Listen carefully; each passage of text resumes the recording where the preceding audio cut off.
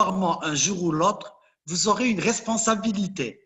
Dans votre club, secrétaire, trésorier, président, vous arriverez peut-être à des fonctions au niveau du district et pourquoi pas à un niveau supérieur au niveau du Rotary International.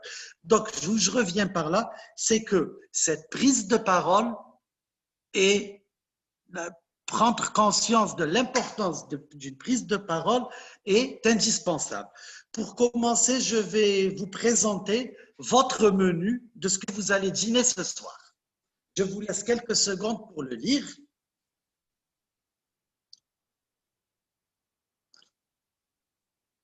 C'est bon? On continue. La prise de parole en public n'est pas réservée à une catégorie de personnes.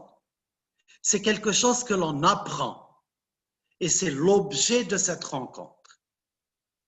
Les principes et détails que nous allons évoquer contribuent au succès de la prise de parole en public. Voici par exemple une prise de parole de club dans une conférence culturelle. C'était à Alger.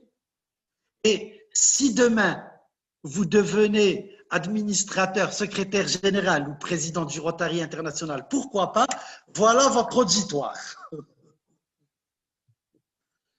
Pour commencer, qu'est-ce que la prise de parole?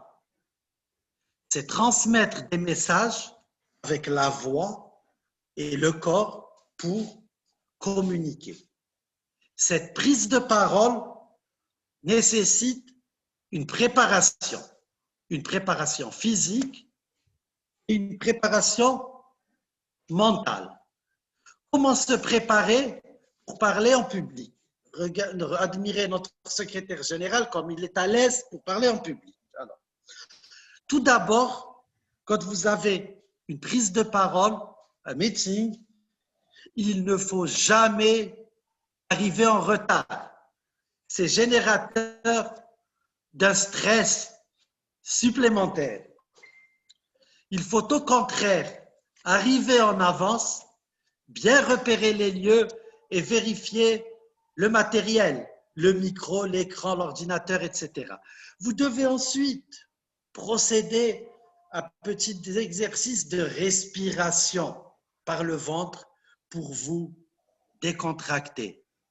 Et comme pour toute personne du show business, il faut préparer sa voix par des exercices de vocalises.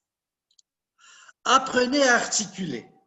Faites des exercices de prononciation et d'articulation en lisant un petit texte, par exemple. Il faut aussi bien relire son discours devant une glace plusieurs fois. En relisant, si vous vous heurtez sur un mot ou un groupe de mots, vous devez le changer, car en situation réelle, vous risqueriez de bafouiller. Comme je vous l'ai dit tout à l'heure, des exercices de détente, de la décontraction pour votre corps. Et avant d'intervenir, concentrez-vous. Si c'est votre première intervention ou l'une de vos premières interventions, je vous conseille le support papier, jusqu'à ce que vous soyez habitué. Cependant, la meilleure manière de réussir sa prise de parole, c'est d'être naturel. Vos discours, faites-les vous-même. Ils reflèteront mieux votre personnalité. Par contre, le surdimensionnement de votre ego risque de vous amener à l'échec. L'auditoire ne retiendra pas le fond du discours, mais mémorisera votre personnalité. Il ne faut jamais se sous-estimer devant l'auditoire, dans le style « veuillez m'excuser, excusez-moi, soyez clément, c'est la première fois que je parle en public, je n'ai pas l'habitude, etc. » Jamais.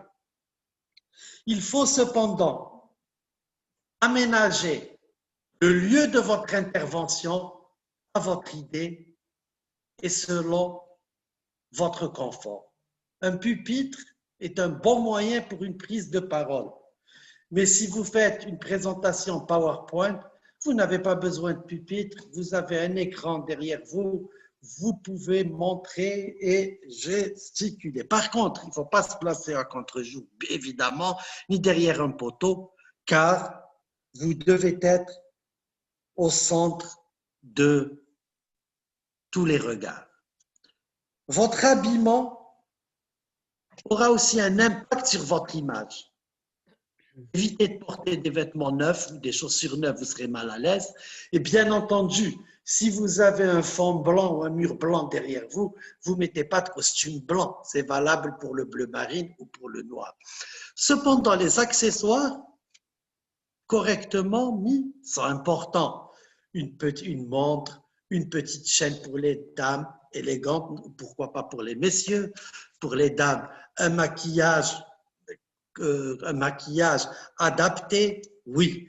Comme disait Giorgio Armani, l'élégance n'est pas de se démarquer, mais d'être admirable. Par contre, ce qu'il ne faut absolument pas, c'est le bling-bling, de grosses gourmettes, de grosses chevalières, des chaînes en or qui débordent, du strass, etc. Non, ça donnera une mauvaise image de la personne. On s'intéressera, on vérifiera, par la suite, on parlera plus du bling-bling que de votre propre intervention. Votre apparence, c'est important aussi. Je vous assure que ce que je vais vous montrer, je l'ai vu. Des personnes sédentées ou avec de grosses caries devant faire des interventions en public. Mais je vous rassure, ce n'est pas au Rotary où je l'ai vu. C'était des hommes politiques, je ne dirais ni dans quel pays, ni dans quel parti. Il faut toujours prévoir un petit kit de nettoyage des chaussures. Ce n'est pas que vous ne les entretenez pas, mais il arrive qu'entre le stationnement de votre voiture et votre lieu d'intervention, une flaque d'eau, ça se tâche et on se retrouve dépourvu. La veste, pas comme ça, bien sûr, elle doit être nickel. Et il n'y a rien de plus désagréable que lors de l'intervention, vous entendez ce genre de bruit. Vous savez ce que c'est? C'est vous avez les poches du pantalon pleines de pièces de monnaie ou de clés et ça claque tout le temps. Alors, s'il vous plaît, les poches vides, idem pour la poche de la poche intérieure de la veste. Un portefeuille qui gonfle, c'est pas beau. Donc, avant de prendre la parole, bien sûr, vous videz vos poches. On revient maintenant à l'énoncé d'une prise de parole. Essentiellement, les mots retenus par l'auditoire sont le nom et le verbe. Les mots fréquents doivent être les plus courts. Vous faites des phrases courtes et simples, un verbe, un sujet, un complément. Ce n'est pas la peine de compliquer. Vous rentrez dans des méandres que personne n'enregistrera ni ne comprendra. Et si possible, pas de mots entre le sujet et le verbe. Le complément, ça vient. Alors, ce que nous aimons peut-être au Rotary, mais il ne faut pas le faire, ni sigle, ni abréviation. Vous avez de nouveaux Rotariens ou des non-Rotariens. Si vous commencez par leur dire l'ARPIC s'est réuni avec le PDG pour rencontrer le DRFC dans la maison de l'ARC, personne n'y pigera rien. Nous-mêmes, avec quand même une certaine expérience rotarienne, de temps en temps, nous mettons un peu de temps pour comprendre. C'est plus simple de dire le passe-gouverneur s'est réuni avec le représentant de la fondation. Tout le monde comprendra ce qu'on doit dire. Le fait, comme on l'a dit précédemment, de vous être entraîné à la diction doit vous servir. Donnez du rythme à votre diction. Un temps monocorde va endormir votre auditoire et je crois que vous êtes d'accord avec moi. Il faut faire des silences, surtout avant de donner une information importante. Cela permet de capter l'attention de votre auditoire. Il faut évidemment se tenir bien droit, se courber, un signe de renfermement sur soi. Faites attention aux gestes qui trahissent, ce que j'appelle les gestes qui trahissent. Souvent, on a l'impression qu'on ne sait pas quoi faire de nos mains. Nos mains ont l'air de nous gêner. Alors, on les met un peu dans le dos, un peu devant, un peu dans la poche, on est un peu embarrassé. Non, ça c'est avec l'entraînement, ça ne peut pas se passer. Alors, il faut regarder votre public. Prenez votre temps, devant, à droite, à gauche, vous revenez. Les gens ont l'impression que vous vous adressez directement à eux. Et de temps à autre, regardez les personnes que vous connaissez et que vous appréciez. Cela vous donnera encore plus d'assurance. Essayez de ne pas lire votre discours et faites des pauses. Vous pouvez parfois faire quelques digressions ou improvisations sans allonger votre intervention. Mais il faut savoir que souvent, ces improvisations ne sont pas des improvisations. Elles sont préparées en même temps que vous avez préparé votre texte. Avant de commencer votre intervention,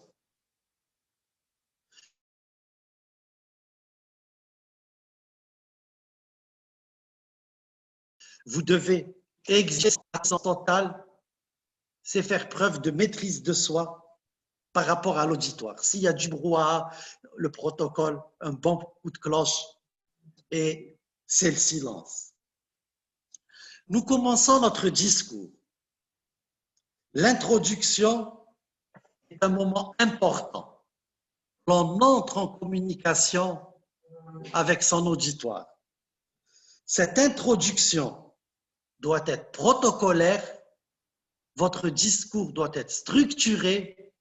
C'est cette introduction qui crée le contact avec l'auditoire. Voilà, je vous vois une photo en attente de silence pour commencer l'intervention. Vous commencez bien sûr, comme on l'a dit, par une introduction, mais vous devez aussi terminer votre discours par une conclusion. Et il ne faut surtout pas dire « enfin, c'est presque la fin » ou « je vais conclure ». Vous devez travailler votre vocabulaire, votre syntaxe, votre ponctuation et votre marquage. Pour un même thème, le vocabulaire peut être adapté à l'auditoire. Si aujourd'hui vous parlez devant un Rotary Club doyen de personnes âgées et demain devant des rotaraxiens, évidemment, il y aura quelques termes qui changeront, adaptés aux jeunes ou à l'ancienne génération. C'est aussi valable pour les tenues vestimentaires. Vous allez dans un club de jeunes, vous mettez une tenue casual, un club de personnes plus âgées, la tenue sera plus classique, c'est tout à fait normal. Il ne faut jamais être négatif. Un discours doit toujours être positif. On ne dit pas « je ne peux pas », mais on dit « on va le faire » ou « on va essayer de le faire ». Excusez-moi. Tout au long de votre discours, vous devez rester souriant.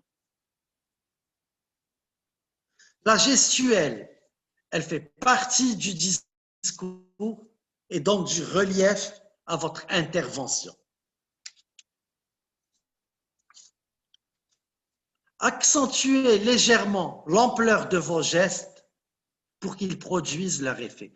Quand vous ouvrez vos mains, vous ouvrez vos avant-bras, la paume de la main doit toujours être vers le haut. C'est un signe d'union et de rassemblement. Votre attitude et votre comportement participent à votre présence et à votre charisme. Jouez sur l'intonation et la puissance de votre voix pour souligner les passages importants. Au passage, admirez la magnifique gestuelle de Mick Jagger. Voici des gestuels, des politiciens, vous voyez à droite les mains écartées avec les paumes vers le haut.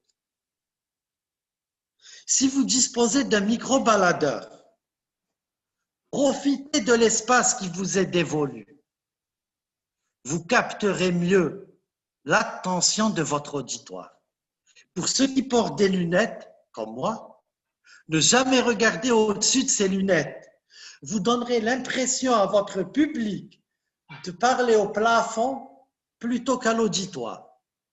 Il ne faut pas non plus jouer à l'essuie-glace, à regarder gauche-droite, droite-gauche à une grande vitesse. Non. Alors ça, c'est très important, ce que je vais vous dire maintenant. Lorsque l'on prend la parole, on perd la notion du temps. Il n'y a rien de plus désagréable que de faire une intervention et que le protocole ou le modérateur se retourne vers toi et te dise, voilà, je suis désolé, tu es à peine à la moitié ou aux 2/3 de ta communication et on te dit, il te reste 2 minutes où ton temps de parole est terminé. Que faire? Arrêter, aller à la conclusion directement? Terminer son speech à une vitesse astronomique et personne ne comprendra rien du tout? Je pense que votre intervention, c'est malheureux de le dire, mais elle sera peut-être ratée. Pour avoir une idée, il faut savoir que le débit moyen idéal est de 120 mots par minute. 15 lignes par minute, soit 600 à 700 caractères, équivalent à une demi-page. Et pour vous situer, 20 minutes de parole, c'est 6 pages de 50 lignes. L'humour dans une communication. Il faut faire de l'humour, si c'est une pratique courante ou aisée chez vous. Bien maîtrisé, l'humour aère votre discours et relance l'attention. Il permet de gagner en intimité et en complicité avec les autres.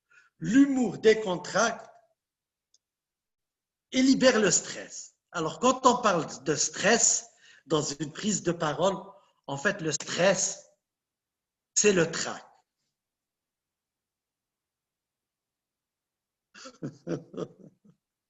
Le trac fait partie de la prise de parole. Même les vieux briscards ont le trac. Et je peux vous dire que les vedettes du show business expérimentées, chaque fois qu'elles passent sur scène,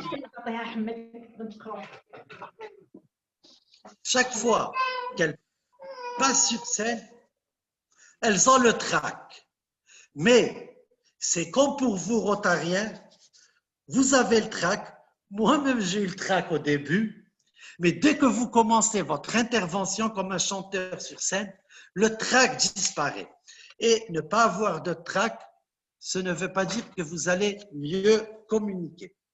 Comme disait la grande cantatrice Sarah Bernard à une actrice dépourvue de trac, ce n'est pas bien grave, cela viendra avec le talent. Lorsque nous nous exprimons en public les premières fois, nous avons tendance à chercher nos mots et des tics oratoires apparaissent, tels que effectivement, comment dirais-je, etc.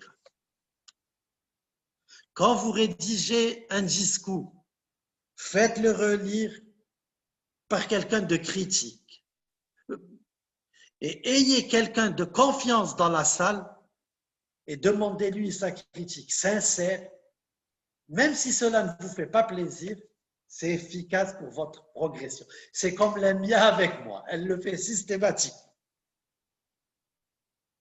Il faut apprendre à transmettre vos émotions. Exemple, la joie, la tristesse, la satisfaction, la colère et le bonheur. Si par exemple, vous dites « Je suis très heureux d'être parmi vous », ce geste doit être accompagné d'un sourire. Cela doit être accompagné d'un sourire et d'un geste qui symbolise votre joie. Par exemple, la main sur le cœur. Et si vous commémorez la disparition d'une personne connue de l'assistance, vous devez faire preuve d'une compassion particulière. À l'instar de l'introduction, on termine par une conclusion. C'est l'instant le plus important. Et bien des orateurs oublient de conclure. Même si votre discours a été excellent, ne pas conclure, c'est une rupture avec votre auditoire. Bien conclure vous permettra de vous séparer de votre auditoire avec tout le respect que vous lui devez. Il vous a écouté. La conclusion, c'est ce que votre auditoire va conserver essentiellement de votre discours. Et vous devez terminer par un compliment style « Excellente soirée ». Si c'est un séminaire, je vous souhaite un excellent séminaire. Et ne jamais oublier de remercier le public pour son attention, ainsi que les organisateurs de la rencontre. Et je vous remercie pour votre attention. Merci beaucoup. Je pense que cette communication va être suivie d'un débat. Les membres de l'IRL, les administrateurs, postes administrateurs, PDG, tout le monde prendront la parole pour évidemment faire avancer ce débat. Je vous remercie encore une fois. Merci, merci beaucoup. Merci Manu. Voilà, tu remets le truc. Parfait. Bravo. Donc, si vous avez des questions à poser, soit vous les posez par écrit, sinon vous levez la main. Je vois que Arnaud Marc, vous avez fait un coucou ou juste vous avez levé la main? Oui, non, j'ai fait un petit coucou comme ça. J'ai applaudi. Ah bah parfait, ok, c'est super. Moi, je voudrais poser. Lilia, notre présidente élue, tu as une question à poser? Bonsoir Manu, vraiment, c'était très intéressant. J'ai beaucoup aimé ta présentation. Merci. Mais je voulais savoir aussi comment on peut réagir face à une question hors sujet ou de quelque chose mal intentionné. Merci beaucoup Lilia, tu as posé une excellente question. Justement, ça ferait peut-être probablement plus tard l'objet d'une nouvelle communication. Parce que vous avez certaines personnes qui vous posent des questions pour vous piéger, d'autres qui vous posent des questions pour vous embêter, d'autres qui vous posent des questions pour vous faire plaisir et d'autres qui vous posent des questions pièges auxquelles vous ne savez pas répondre. Là, je peux pas, c'est excellent comme question ce que tu poses, Lilia, mais ça, je crois qu'on fera plus tard une communication sur ce point parce que ça nous prendra bien un quart d'heure, 20 minutes. Merci Lilia. Merci. Merci beaucoup Lilia. Et je crois que c'est Gérard, tu as levé la main. Je crois que tu es le premier à avoir levé la main. Manu, j'ai eu l'impression de m'entendre dérouler les interventions que je fais sur la prise de parole en public. Donc on se rejoint bien. Et pour répondre à Léla, alors effectivement, le deuxième module de l'IRL, il doit y avoir Jacques en ligne là quelque part.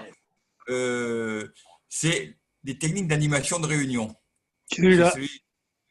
Voilà Jacques. Donc on a le premier module qui est la prise de parole en public utile pour quand on est président et qu'on va diriger un club. Et la deuxième outil dont on a besoin un président, c'est les techniques d'animation de réunion et notamment, comme disait Lila, la réponse aux questions difficiles, aux objections. Donc on a déroulé à la réunion, on y est 3 ou 4 de la réunion, je ne sais plus combien. Et grâce à Jacques, on a pu faire, et Evelyne, qui est quelque part en ligne, je ne sais pas où, on a pu faire un nombre important de sessions sur la réunion depuis Jacques 2011-2012. J'ai un trou de mémoire sur la création à La Réunion, 2011 ou 2012, je ne sais plus trop. Oui, oui, 2012. 2012, d'accord. Bravo Manu, tu as été super, encore une fois. Merci.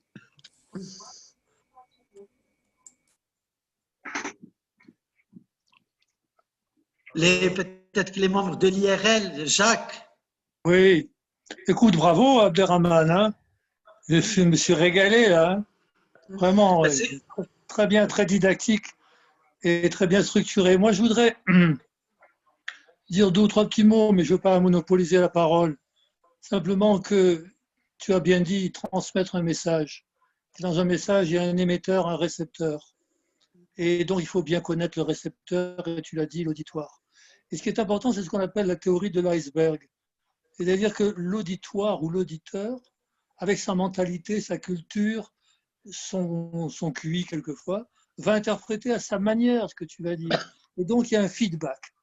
Et ce qui est important dans ce qu'on dit, c'est le retour qu'on en a pour savoir si on a bien été compris et l'interprétation qu'on a fait l'auditoire. Ça, c'est important, cette théorie. Ensuite, je voudrais dire que, tu l'as bien dit, quand on connaît bien le sujet, il faut bien le connaître et bien connaître l'auditoire.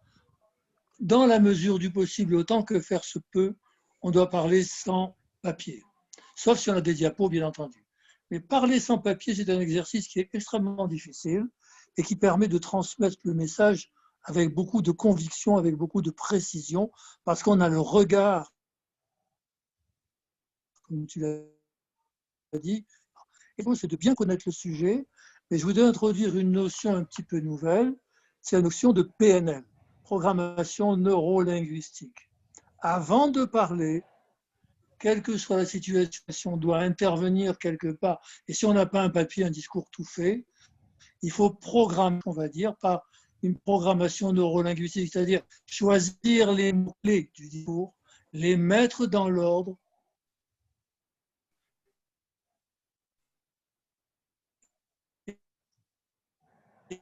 et développer un mot-clé de le message. Ensuite, un peu de parole et un discours, le triangle de rhétorique. Ce triangle de rhétorique, je pourrais vous faire un petit dessin, mais là je ne peux pas. C'est en 3 points, bien entendu, comme c'est un triangle.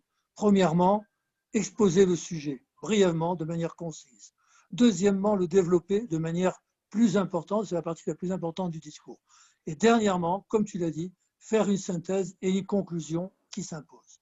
Et puis il y a un deuxième triangle de rhétorique qui impose, quand on parle à quelqu'un pour bien convaincre l'auditoire et transmettre le message, c'est s'appuyer sur la logique et la raison, sur l'éthique et les valeurs du Rotary notamment, et les valeurs sociétales, et enfin sur l'affectif et la psychologie. Ça, ce sont les 3 points clés d'un discours qui vont transmettre un message.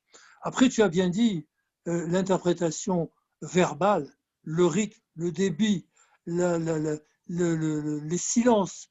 Et on a bien dit que dans une symphonie de Mozart, les silences sont toujours du Mozart. On n'est pas Mozart, mais les silences sont importants pour énoncer des choses importantes auparavant. Et puis après, l'expression non verbale, la gestuelle, comme tu l'as dit, c'est très important.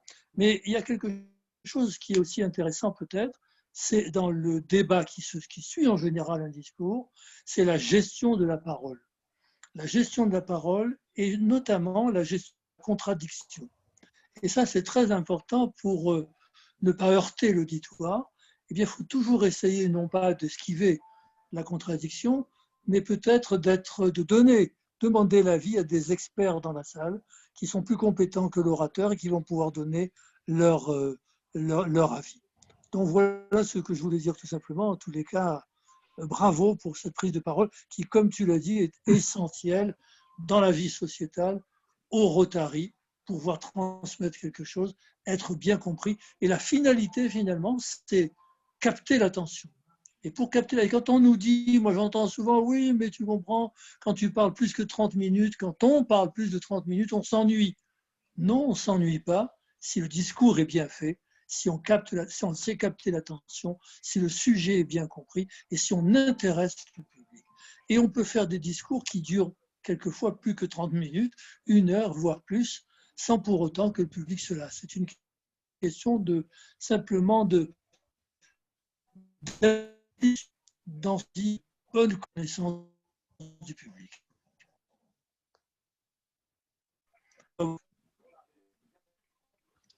Merci. T'as entendu? Entendu, Jacques, parfait. Merci Jacques, un plaisir de vous entendre et vous écouter. Roger, je vais te donner la parole, tu as levé la main. Tu peux remettre ton micro. Ton micro. Le micro, Roger. On t'entend pas, ton micro. Voilà, good, good. Merci, l'émotion, voilà. Il ne faut pas s'excuser, surtout. Donc, merci, Manu. Ma question, c'est toujours la même. Cependant, un discours, surtout si on l'a fait dans une autre langue, et on a un trou de mémoire ou des problèmes d'expression, on fait quoi? Ton micro, Manu, s'il te plaît. Qu'un membre de l'IRL ou qu'un administrateur réponde quand vous entende. Roger Laure, s'il est là, ou Serge Goutéron. Quelle est la question? Si on a un trou de mémoire. Si on a un trou de mémoire, comment faire? Que doit-on faire? On raconte une autre histoire.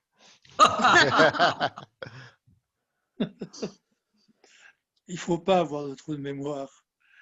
Il faut se rattraper et se raccrocher à quelque chose d'autre pour avoir le temps de se rétablir et de revenir au sujet. Il faut faire une petite digression sur quelque chose qui est parallèle.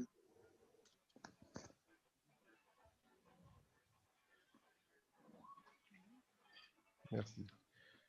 De toute manière, Roger, ce que tu vas oublier de dire, il n'y a que toi qui sauras que tu l'as oublié de le dire. Exact. Les autres ne le sauront pas. Exact. Si tu l'as oublié, c'est que ce n'était pas important, c'est que tu l'as effacé de ta mémoire. Exact. Donc ne reviens pas en arrière. Il n'y a que toi qui sauras que tu as oublié quelque chose, pas les autres. Je suis d'accord avec Gérard. Ça veut dire que si tu oublies quelque chose, c'est que ce n'est pas important. Et donc, ton discours doit te mener à l'essentiel. Et ce que tu oublies, effectivement, c'est ce qu'il y a de moins important. Mais ça peut être plus grave quand même. Moi, je vais prendre la parole je me donne la parole en tant que protocole. J'ai bien envie de te poser une question. Comment interrompre un intervenant qui est trop bavard? Il faut une bonne règle pour lui taper sur les doigts. Ah, Théo. J'ai une proposition, en fait, pour interrompre. Alors, pardon, Caterina, je crois, elle a levé la main. Ah, d'accord. Voilà, pardon. Voilà, vous pouvez aller. On vous entend très mal. Attendez. Ou pas du tout.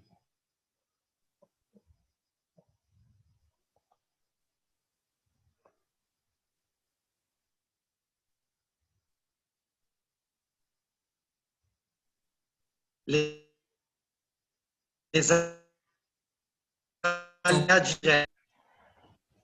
On n'entend pas. Interaman, tu m'entends? Oui, parfaitement. Je crois qu'il ne faut pas interrompre un intervenant qui est trop long parce que tu ne dois pas le faire. Il faut l'écouter. Ensuite, lui faire comprendre intelligemment qu'il est un peu long et reformuler de manière synthétique ce qu'il a dit.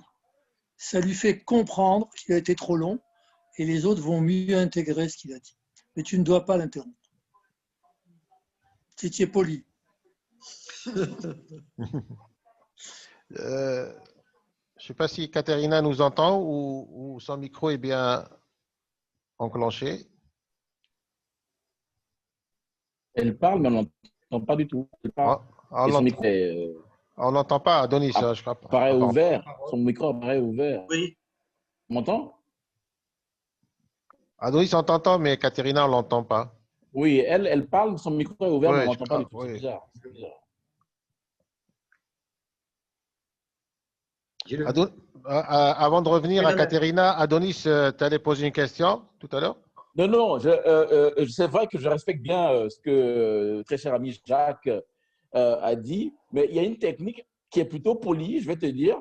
Il est en train de parler et tu demandes aux gens de l'applaudir. Quand tu demandes de l'applaudir, c'est que tu Une façon. demandes de l'applaudir et puis c'est très poli. Et tu l'applaudis et puis bon, tranquillement, tu l'accompagnes, quoi. Bon, voilà quoi. C'est très bien. Un peu sioux, mais très bien. Roger Laure. Voilà. Est-ce que je peux prendre la parole, Hamdan? Oui. Attends, Roger Laure d'abord. Oui, je voudrais intervenir sur ce que a dit pour interrompre une personne qui parle trop longtemps. En fait, à qui on a affaire? Et quand on organise une conférence, une suite de conférences, on sait très bien qu'il y a des gens qui sont longs à parler. Enfin, on connaît ça d'avance. Et donc, il faut se mettre d'accord avec eux en disant, voilà, je vais te donner ce signe-là tant de minutes avant pour que tu puisses t'arrêter. Et à partir du moment où on a établi ce contrat avec la personne, on n'est pas impoli si on lui rappelle qu'il est trop long, puisqu'il a eu un engagement avec vous. Donc, je crois que ça se prépare et comme ça, on arrive à résoudre ce problème assez facilement. Voilà ma proposition. Merci, Roger. Juste un mot, Roger, je suis d'accord avec toi, mais il y a quelquefois de la part du public, des interventions spontanées qui ne sont pas préparables et préparées. Et là, on est un petit peu effectivement dans l'embarras. Oui, je suis d'accord, mais je veux dire, dans la mesure où on donne, si c'est une présentation avec un échange et des questionnements, etc., on est d'accord, il faut prévoir un temps pour cette période-là, pour ces échanges. Voilà. Mais ce temps doit aussi être mesuré. Et si on donne à l'interlocuteur le temps qui lui est imparti, ensuite, c'est plus facile pour arrêter les questions en disant, bon, écoutez, voilà, on a déjà passé, comme prévu, une dizaine de minutes pour répondre aux questions. Oui. On va devoir s'arrêter là, quoi. Tout le monde comprend ça. Je suis d'accord avec toi qu'il ne faut pas être impoli. Et donc, il faut préparer d'avance cette situation-là et se mettre des garde-fous parce que autrement, c'est aussi impoli vis-à-vis des gens de les obliger à écouter quelqu'un qui a été prévu pour parler 10 minutes et au bout d'une demi-heure, on n'arrive pas à l'arrêter. Donc ça, ce n'est pas poli non plus vis-à-vis des autres. Hein. Oui. Ce qui veut dire qu'en début de réunion, il faut donner les conditions de la discussion, de l'intervention et bien préciser les choses. Tu as raison. Hein, tu as raison. Oui, parce que quelqu'un qui déborde le temps imparti, c'est désagréable pour tout le monde et ça laisse un mauvais souvenir de la conférence en question. Oui, c'est juste. Souvent dans la salle, on peut avoir un ami qui nous fait des signes qu'on a convenus, ce que tu disais tout à l'heure, Roger. Hein. C'est très pratique. Moi, je le pratique depuis des années. Avec un signe convenu, on sait qu'il reste 3 minutes, 5 minutes ou qu'on a fini. Voilà. Donc, c'est simplement quelqu'un dans la salle qui est un ami qui en général est au premier rang et qui nous sert de métronome. Et c'est ce qui fait partie de ce qu'a dit Abderrahman, c'est-à-dire la préparation, c'est vital, quoi. C'est très, très important. Plus on aura préparé, moins on sera sujet à des aléas. C'est juste.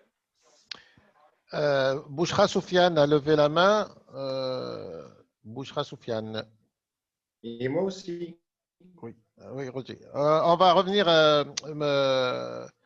Nour, je commence par les invités, puis on va revenir à nos membres du club. Alors, Bouchra Soufiane,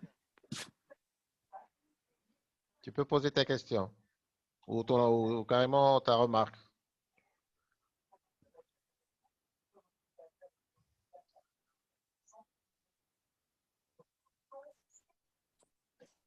Bon, on va revenir. Nour, tu peux poser ta question, puisque Bouchra, apparemment, son micro n'est pas branché. Je suis en direct, là. Pour combler le vide, merci, Hamdan. Merci. Non, pas pour combler le vide. Oui, je voudrais juste vous dire que ce qui m'est arrivé, c'est que lorsqu'on va aussi dans un pays, il faudrait aussi apprendre quelques expressions du pays. C'est-à-dire, avant de faire un discours, c'est culturel, c'est pour aussi rentrer dans cette atmosphère de convivialité. Et je rejoins Jacques, il est vrai que le système de communication, c'est le récepteur, les canaux, il y a aussi la sémiotique et la sémiologie. C'est-à-dire qu'il y a des signes et symboles, et même la manière dont vous vous habillez, il y a des, comme disaient les Anglais, formal et informal. Il arrive que dans des pays, la tenue vestimentaire, elle est traditionnelle. Elle peut être aussi formelle. Ce n'est pas seulement le costume et la cravate, mais il y a dans certains pays où le costume traditionnel fait partie de ça. Moi, quand j'allais voir mes amis Touaregs en Algérie, dans le sud, Targui, je m'habillais en Touareg, en Targui.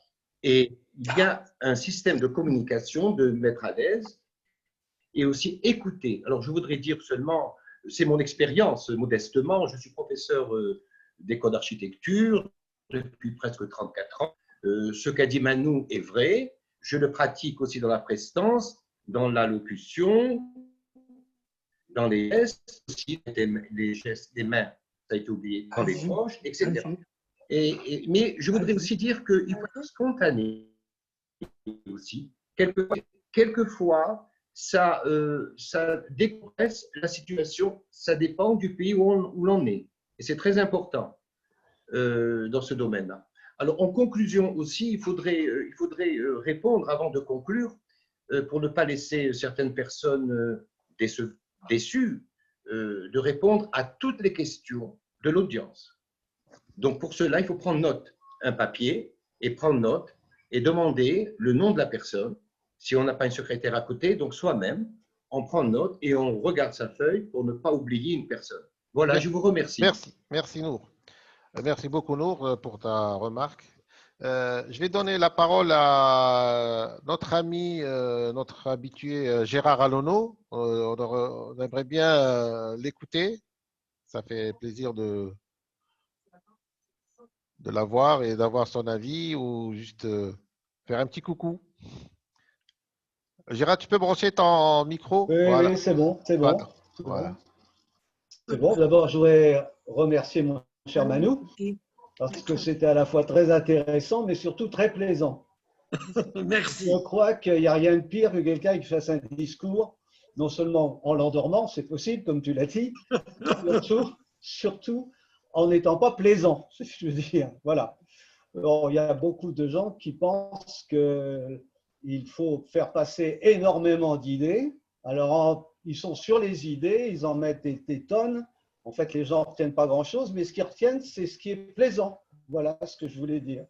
Et tu l'as très bien fait, et on passe une bonne soirée grâce à ça, parce que les discours sur comment faire les choses, il y a plein de gens qui sont prêts à t'expliquer comment faire les choses. Mais la façon de la présenter ça, c'est pas toujours facile. Voilà. En tous les cas, merci beaucoup. Et surtout, lorsque vous êtes, il faut être non seulement à l'aise quand on fait un discours, à mon sens, il faut être à l'aise, mais il faut aussi sentir son public. C'est un petit peu comme quand on fait du théâtre. Dominique pourra peut-être prendre la suite de ce que je raconte. Quand on fait du théâtre, si on ne sent pas son public, quand on chante, si on ne sent pas son public, si on ne sent pas les réactions, ce qui t'oblige à changer. Donc, effectivement, quand tu as un trou, c'est malsain, hein, parce qu'il faut un souffleur. Voilà, hein, il faut un souffleur. Mais Jacques a trouvé la solution, tu changes de discours. Maintenant, changer de chanson, quand tu changes une chanson, ce n'est pas toujours facile, mais en tout cas, c'est s'adapter au public et l'écouter. Le public t'écoute, mais toi, tu dois écouter le public. Voilà, j'en termine parce que moi, je suis habitué à parler beaucoup. Merci. Merci beaucoup, Gérard. Bouchra, Soufiane, vous avez levé la main tout à l'heure. Je vous redonne. Vous pouvez activer votre micro. Voilà, activez votre micro. On ne vous entend pas.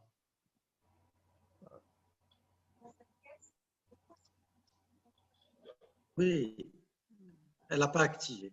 Elle n'a pas activé. Oui. Juste. Alors, Jacques devait faire une petite remarque. Oui. J'apprécie beaucoup ce qu'a dit Gérard Alonneau, qui est un des fidèles de l'IRL. Et il y a une chose importante qu'il a dit, bien entendu, c'est quand on prend une parole, le message, encore le message, toujours le message, rien que le message. Et ne pas diluer le message. Parce que effectivement, eh bien, on ne retiendra rien. Donc, aller à l'essentiel. Mais peut-être qu'on pourrait écouter Dominique Dubois, qui est une intervenante brillante sur la prise de parole en public à l'IRL.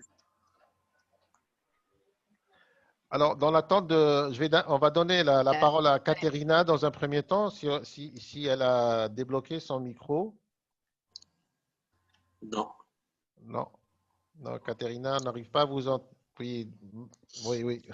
On sent la déception. Oui.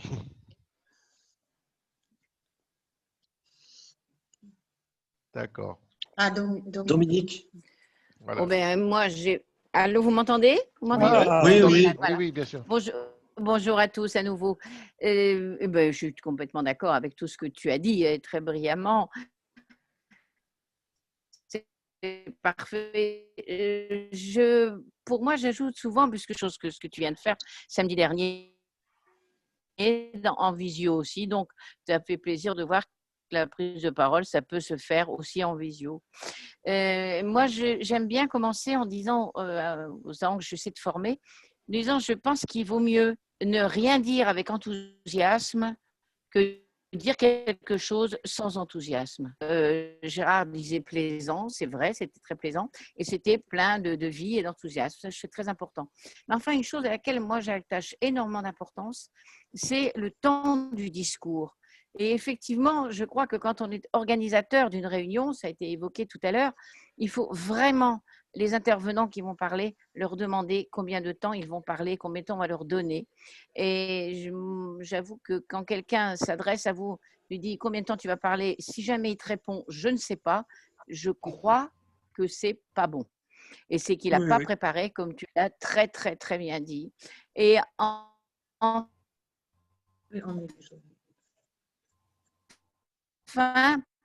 attention, pour moi, une chose essentielle, c'est que la prise de parole en public est destinée à être entendue. Donc, je crois que là-dessus, il faut construire autrement. C'est un petit peu le travail que je fais. Mais encore une fois, bravo. Bravo, c'était clair, c'était très net ce que tu nous as dit. Et bravo d'avoir parlé devant autant d'auditoires aussi passionnés d'orateurs. Merci. Merci. Merci Dominique. Je reviens à Bouchra Sofiane, je crois qu'elle a débloqué son micro. C'est bon, oui. Ah, Alors, bravo. Merci. Enfin. Alors, quand on a une intervention qui nécessite un discours écrit, et il faut être en contact visuel permanent avec le public, comment on peut faire pour être et regarder le public de façon permanente et lire son discours? Mais je peux donner un avis là? Oui, s'il vous plaît. Et Dominique le sait mieux que moi. En principe, quand on un discours, pour être le plus persuasif possible et transmettre un message, il y a l'expression non verbale qui est importante, c'est-à-dire les gestuels à l'appui de ce qu'on dit, c'est-à-dire le regard, etc. Donc, effectivement, lire un papier, c'est un handicap. Et les gens qui lisent un papier, moi j'ai vu des gens pendant 1 heure lire 50 pages, ne transmettent pas de message. On se lasse. Donc, ce n'est pas bon de lire un discours intégralement parce qu'on va lasser l'auditoire et surtout, on n'a pas la gestuelle appropriée. Non, le regard, l'expression non verbale, le regard, la mimique, etc. Tout ça est important. Il faut l'apprendre son discours la veille. Il faut l'apprendre son discours. Exact. Il faut l'apprendre. Et aussi, sans lire le discours, c'est des prises de notes, des petits discrètement pour pas avoir un trou de mémoire. Et si le discours ne doit pas être long aussi, c'est pour ça. Et ne jamais lire, je suis d'accord avec Jacques, mais on apprend son discours la veille et après, c'est à vous de reformuler la manière. Et comme disait Dominique, le timing est important. Dans les jurys de soutenance, les membres du jury, pour mes étudiants, c'est codifié, c'est 20 minutes maximum. Si on dépasse les 20 minutes, c'est un malus. Merci. Donc, il est préférable d'apprendre son discours et aussi utiliser maintenant, sinon utiliser aussi le numérique, c'est-à-dire les écrans. C'est plus pratique. Aujourd'hui, grâce à ça, ça nous permet d'être plus pragmatique et de plus efficace. Merci. Nour, merci à vous. Merci beaucoup parce que là, on n'a pas beaucoup de temps. Il nous reste beaucoup de temps. Alors, je vais donner la parole excuse-moi, je vais donner la parole à Christophe Richard qui a levé la main tout à l'heure. Et si quelqu'un veut poser encore une question, qu'il lève la main, comme ça, je pourrais le détecter. Merci. À toi, Richard. Merci bien. Mon prénom, c'est Christophe. Merci et merci, bravo. Et moi, j'apprends toujours des trucs. Je suis désolé, je suis arrivé tard, mais j'ai toujours appris des trucs, même à la fin. Juste, je voulais partager vous avez dit très justement qu'il fallait connaître son auditoire et qu'il fallait connaître des habitudes, des petites phrases ou des petits rituels, etc. Et j'avoue que moi, j'ai travaillant pour Caterpillar depuis 25 ans, donc ces Américains, et en fait, ils ont un petit truc qu'il n'est pas facile de faire à chaque fois, mais en fait, ils organisent toujours leur meeting avec soit un cocktail la veille où il n'y a pas de discours, et c'est un cocktail où on rencontre les gens qu'on va voir le lendemain, en fait, qui est un cocktail ouvert, ou soit un pot d'accueil. Et en fait, les deux permettent de circuler, pour celui qui va faire le discours d'accueil ou la présentation, qui permet de circuler, de connaître, de se faire connaître ou de se faire présenter les personnes clés de l'auditoire et de sentir l'atmosphère, de sentir la culture, de sentir l'atmosphère, de sentir la tension aussi qu'il peut y avoir dans l'auditoire. Voilà. C'est juste ça que je voulais vous dire, c'est que ce n'est pas facile toujours parce que souvent on arrive dans une conférence puis on démarre, mais si on peut, et notamment dans un cadre Rotary qui quand même, on a la convivialité qui peut se faire, il faut penser à faire cette petite chose qui permet, cette petite demi-heure qui permet de prendre un café, de sentir son auditoire. Voilà. Je pense que c'est une grosse aide pour les présentateurs.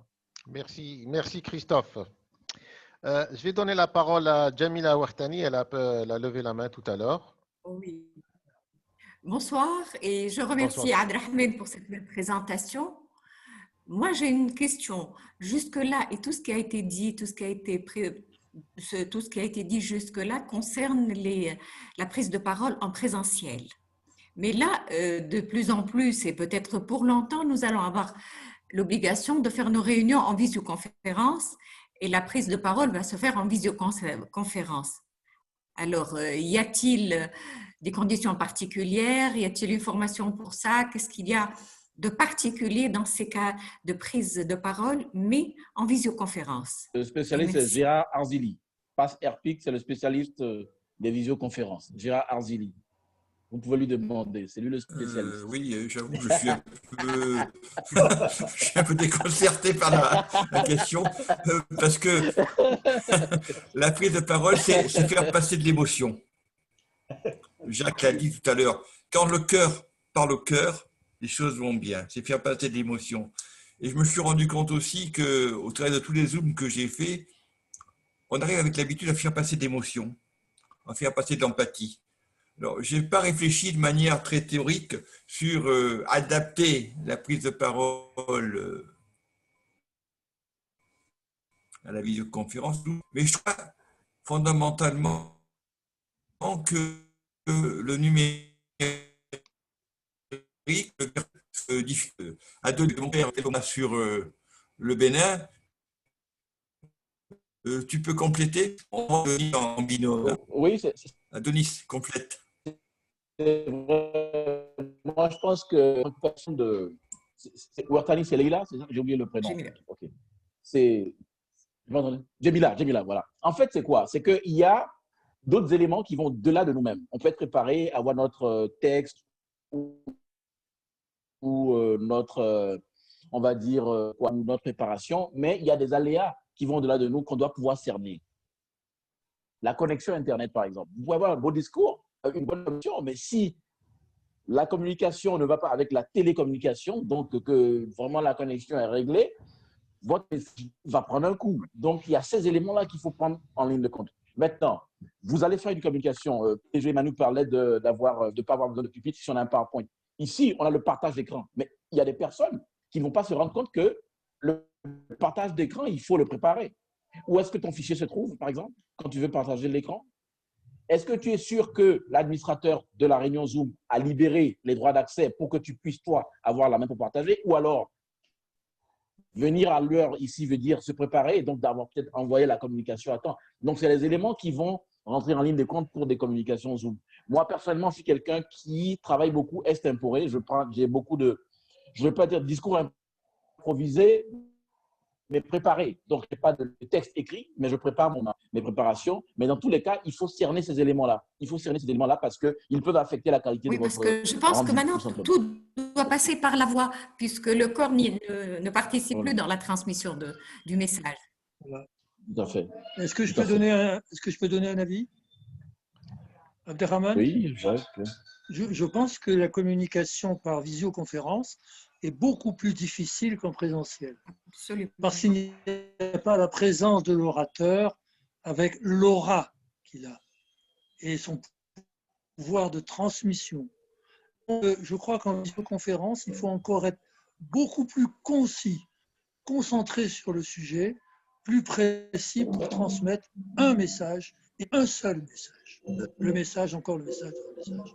Et je crois que c'est ça qui est important, me semble-t-il. Si tu permets, Jacques, je voudrais compléter ton intervention. Et je reviens à ce que disait Jamila.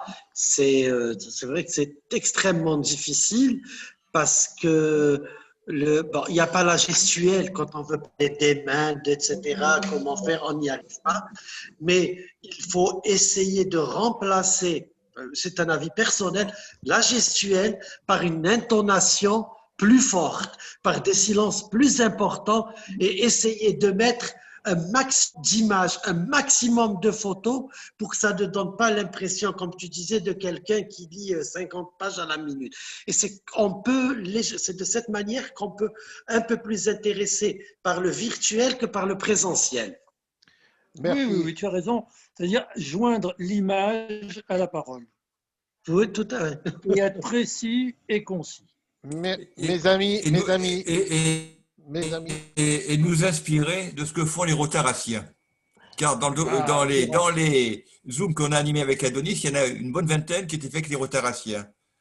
Et j'ai beaucoup appris en les regardant faire par leur naturel, leur complicité entre eux et leur capacité à utiliser des supports tout à fait percutants. L'image va venir supporter le discours, comme disait Manu, mais en regardant les rotaraciens, en co-animant des réunions avec eux, je trouve qu'on apprend beaucoup de choses, beaucoup de choses. Merci Gérard. Le temps nous est imparti, excusez-moi, on est obligé de gérer une dernière question de notre ADG, elle a posée par écrit. Je vais la poser, donc, alors je vais la lire. Alors, si quelqu'un nous interrompt pendant la présentation, on perd le fil et un silence inconfortable s'installe. Que faire? Voilà. Essayez de répondre vraiment rapidement. Et voilà, parce qu'on va... Si quelqu'un nous interrompt pendant qu'on fait une présentation, pour poser une question ou bien pour faire un commentaire? Les deux, au fait. Voilà, merci. Je crois que ce que disait Roger Laure tout à l'heure était important. Il faut fixer les règles du jeu avant la séance de communication et dire qu'on ne peut pas interrompre l'orateur, etc., et que ça devient incongru. Donc, on va prévenir ce genre d'intervention. Maintenant, si ça se fait quand même, il faut peut-être rappeler les règles à l'intervenant et lui faire comprendre que ce fait n'est pas tout à fait dans les règles du jeu. Maintenant, on reprend le fil de son discours et sans perdre évidemment le fil conducteur. Merci beaucoup. Merci. Alors, il y a une question de... Alors, je n'ai pas de nom, c'est GS2TIT. Alors, le nom, je sais... Alors, voilà. C'est peut-être Mustapha, c'est moi. Ah, Mustapha, oui, voilà. Ah, Mustapha, Mahbabik. Bonsoir. Oui, parce tout le monde. que tu n'as pas écrit ton nom, alors pour ça, JSDT. Possible. Bonsoir tout le monde. Merci à Abdelrahmane pour cette très intéressante présentation. Je voulais peut-être partager avec vous juste une expérience concernant la prise de parole en public que j'ai eu à faire la semaine passée. Donc, c'était une émission de télé et c'était le direct. Donc, l'auditoire était beaucoup plus large que, même si c'était du virtuel, parce qu'on n'avait pas en face un auditoire présent physiquement, mais on s'adressait à une population générale. Et le sentiment que j'ai eu, c'est que préalablement, durant une présentation en direct à la télévision qui s'adresse un maximum de personnes. Je pense que la préparation est de mise, elle est importante. Le discours doit être clair, succinct, concis, précis. Et on a aussi parfois le sentiment durant la présentation que même quand on est interrompu, il faut garder à l'esprit que le présentateur ou l'animateur de l'émission peut vous interrompre. Ce n'est pas parce que les règles du jeu n'ont pas été définies préalablement, parce que durant la présentation, il y a des questions qui ne semblent pas pour lui claires, parce qu'il y a un contenu qui n'est pas tout à fait en adéquation avec son savoir. Donc, on peut rebondir pour répondre à la question ou au commentaire et garder le fil conducteur de la communication qui doit rester linéaire, clair et descendant. Mais également, parfois, le temps imparti peut être très court et il faut être très synthétique pour ne pas déborder sur le timing. Et ça, c'est un exercice qui est un petit peu difficile. Mettre de l'émotion, ça, c'est très important. Mettre du sourire, c'est très important. Même si la gestuelle ne doit pas être aussi on va dire, importante, il faut quand même rester posé, rester mesuré et garder une tonalité de la voix qui puisse faire passer les messages et en même temps capter l'attention de l'auditoire ou de l'audimat. Ça, c'est très important. Mais c'est quand même un très bel exercice. Merci. Merci, Mustapha. Alors, une question de Sadia Glif. Je ne sais pas, est-ce qu'elle veut la poser directement? Branche le micro, sinon je la lis. Alors, Sadia Glif. Oui, bonsoir Voilà. Hamdan, bonsoir. Bonsoir, Oui, Sadia. bonsoir Hamdan. Voilà. Bonsoir tout le monde. Merci vraiment pour cette belle réunion et conférence. Je voudrais juste demander à tous les intervenants et à tous les orateurs de renom qui sont présents avec nous ce soir, quels sont 2 ou 3 conseils à donner aux personnes timides. Généralement, on a souvent dans l'audience des personnes qui sont timides et qui ont généralement des choses très intéressantes et très importantes à partager. Et puis, elles hésitent. Et à la fin de la réunion, à la fin de la conférence, de l'événement, ils se disent « Ah, pourquoi j'ai pas pu intervenir pour enrichir le débat ou pour enrichir ?» Quels sont 2 ou 3 conseils concrets à donner aux personnes timides? Est-ce que je peux donner un avis? Oui, Jack. Oui. Je crois que c'est une très bonne question. En fait, quand on va intervenir quelque part, il y a ce qu'on appelle le stress. Le stress, ça veut dire une mise en condition qui donne une certaine excitation neuronale et qui va préparer le discours. Mais il est vrai, chez les gens timides ou qui n'ont pas l'habitude, le stress peut être très important et paralysant. Donc, pour parer à toute éventualité et éviter que le stress ne paralyse, c'est la mise en situation répétée qui va permettre d'éliminer le stress et faire en sorte que ce stress négatif devienne un stress positif. La première fois que j'ai pris la parole, moi, j'étais interne des hôpitaux il y avait 24 ans, je ne sais même pas ce que j'ai dit pendant ma communication. Et au fur et à mesure qu'on prend la parole et qu'on s'exerce à prendre la parole avec l'expérience, le stress devient quelque chose de positif et on a hâte de parler. Donc, il faut cultiver ce stress, le maintenir pour qu'il ne soit pas inhibiteur. C'est donc la mise en situation, ce qu'on fait à l'IRL, la mise en situation régulière et répétée qui permettent de faire que ce stress devient positif. Merci Je peux beaucoup. ajouter quelque chose, Merci si beaucoup, je Jacques. permets rapidement, Hamdan. Oui. Merci. Je voudrais continuer, s'il vous plaît, dans la lancée de Jacques. C'est qu'il ne faut pas confondre stress et trac. Le stress, vous l'avez par le manque d'expérience, vous l'avez, comme disait Jacques aussi, par le manque d'expérience, par la situation des intervenants, tandis que le trac, ça vient au moment de cette prise de parole. Que vais-je dire, que vais-je faire, etc. Mais dès que vous prenez la parole, ce trac disparaît instantanément. Avec l'expérience, Abderrahmane. Oui. Avec l'expérience. Je vois que si vous permettez rapidement, c'est Sadia qui est jeune. Il y a 2 sortes de timidité. Il y a la timidité maladie, c'est-à-dire qu'il faut voir un psychologue pour se soigner de la timidité. Il y a des timidités. Par contre, comme je sais que tu n'es pas timide dans ce sens, je rejoins Manu et je rejoins ça doit être le tract, mais il y a le bon stress. C'est-à-dire le bon stress fait que ta timidité va partir normalement. Et quand tu prépares ton discours, et c'est comme si tu allais faire rentrer dans un théâtre, une pièce de théâtre. Il faut aussi s'entraîner, s'intéresser à des réunions collégiales avec des jeunes et aussi il ne faut pas se regarder soi-même. Il faut qu'on te regarde et tes copines et tes amis pourraient te dire voilà, non, tu as perdu cette timidité. Mais la timidité, il ne faut pas la confondre aussi avec l'éducation. C'est-à-dire, très souvent, des gens très bien élevés, on pense qu'ils sont timides. Mais c'est leur manière de s'exprimer d'une manière plutôt plus, comment dirais-je, polie. Parce qu'il faut être poli. Et je pense que toi, c'est pour ta question, c'est toi qui es timide, n'est-ce pas, Sadia? Non, Nour, elle a posé une question générale. Donc, non, je parlais pas de moi, mais je suis l'avocat de personne. Parce que moi, je suis formatrice.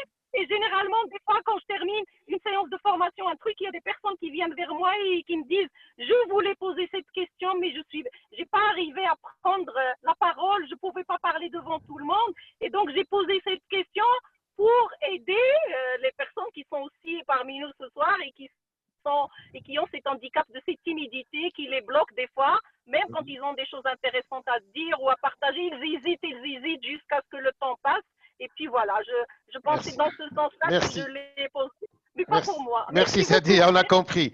Roger, notre cher président, je vais te redonner la parole. Tu branches ton micro, s'il te plaît, encore une fois. Voilà, parfait. Mes chers amis, c'était une très belle soirée, exceptionnelle. On améliore toujours plus et on a toujours un bon public que j'espère de voir prochainement de nouveau chez nous, chez vous. Que dire? Je vous aime tous. Vous êtes bons, vous êtes bien. Ça fait plaisir de vous voir en petite. Quand on fait notre réunion, on est un peu plus grand dans les vidéos, mais effectivement, ça donne un coup, une vision incroyable. Je ne m'arrêtais pas de tourner la tête à droite, à gauche, page 1, page 2, page 3.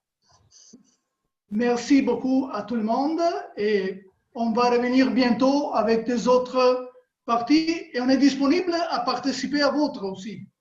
N'hésitez pas, qu'on est là pour vous et pour tout le monde. Merci beaucoup d'être présent avec nous ce soir. Merci, cher président. Merci à vous. Merci beaucoup. Merci. Au revoir. Merci à tous et bravo Merci Abdelrahman, merci Roger. Ça fait plaisir de vous retrouver, virtuellement. On a été heureux de vous retrouver toutes et tous dans cette période de pandémie. Franchement, ça nous a donné chaud au cœur. Merci d'être parmi nous. Merci Covid. Merci à vous. Merci. Bonsoir. Merci pour... Merci. Jamila, Christophe, À bientôt. À bientôt. merci. GG. Au revoir. À Michel, j'étais contente de vous revoir. Salut Théo. Voilà. Vous m'excusez, mais je vais voilà, je vais mettre fin à la réunion. Excusez-moi encore une fois. Au revoir. Hamdan, merci. Au revoir tout le monde. Au revoir.